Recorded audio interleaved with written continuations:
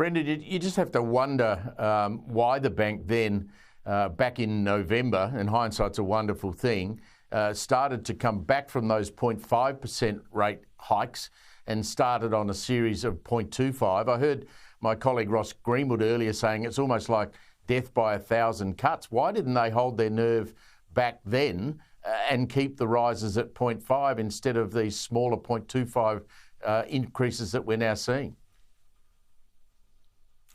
Well, I think there's a couple of points there. Firstly, the bank is saying that it's normal for them to just make 25 basis point adjustments. And the fact that we're in a tightening cycle at the moment still doesn't change the fact that a 25 basis point adjustment is what they would normally look to achieve. The other thing is that if you think about where inflation was coming from, about 40% of our domestic inflation comes from tradeable inflation, as in we get it from overseas.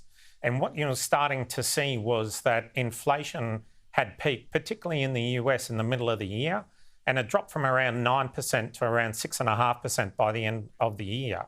So it wouldn't have been unreasonable for the RBA to start to think that we should start seeing some of that tradable inflation drop starting to find its way through our own domestic inflation numbers. And I would expect to see that coming through pretty shortly as well. But what you also recognise is that about 60% of our inflation comes from domestic factors, and the single largest one of those is wages. And what we're now starting to see is wages growth finding its way through in final prices in Australia. I'm on a variable with the CommBank. I think I'm now paying somewhere, Brendan, around 5.45. You have a lot of people in Australia who locked in their mortgage rate at 1.2 to somewhere up to 2, and those fixed rates are going to come off at various times during the year. How tough's that going to be on people, and are we likely to see the unthinkable in recent decades of people they own more on their home than they're going to be able to sell it for?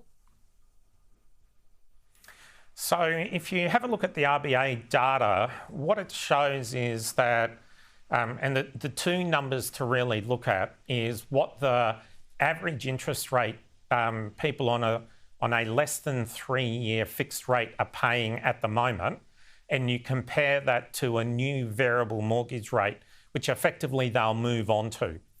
And the difference is around now 2.25%.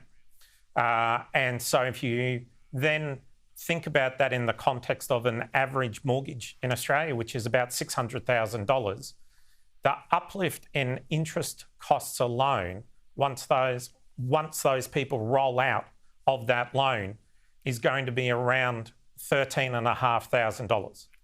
So every quarter of a point rise is about $1,500. So that's when the rubber's really going to hit the road in terms of when spending starts to get seriously impacted as each of those months tick by, and what you see is people rolling off those fixed rate mortgages and having to go onto a variable rate mortgage. Now, what's happened is Australia is traditionally a land of variable mortgages. And pretty much over time, the average is around 15% of most new mortgages get taken out as a fixed rate mortgage, and about 85% go on variable. From the beginning of 2020, that changed, and we actually had a peak of around 45% during 2022.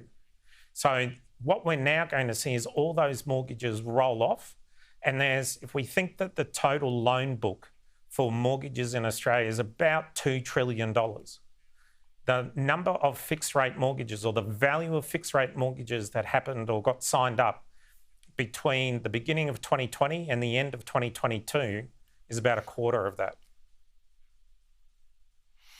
Dark clouds ahead. Brendan Rynne from KPMG, thank you very much. Thank you for joining us today. Thanks very much, Steve. Thanks for having me.